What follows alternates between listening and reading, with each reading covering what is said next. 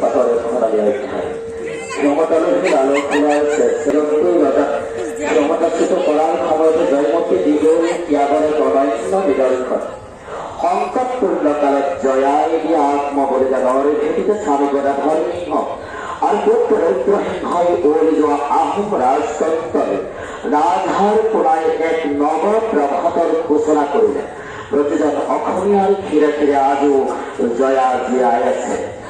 জয়া তুমি আজিও অমৰ, জয়া তুমি অনন্য, জয়া তুমি অদ্বিতীয়। প্ৰণাম জয়া, তোমাক প্ৰণাম।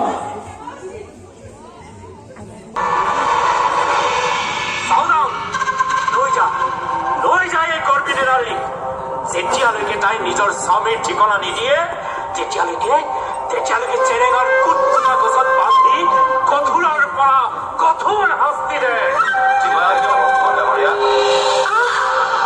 মোক বলপূৰ্বকভাৱে লৈ যোৱাৰ প্ৰয়োজন নাই বৰফুকন ডাঙৰীয়া।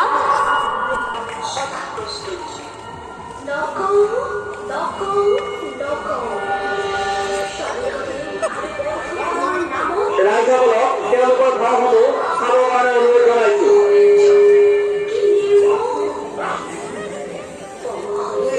বেছি চোৱা নাই দেই।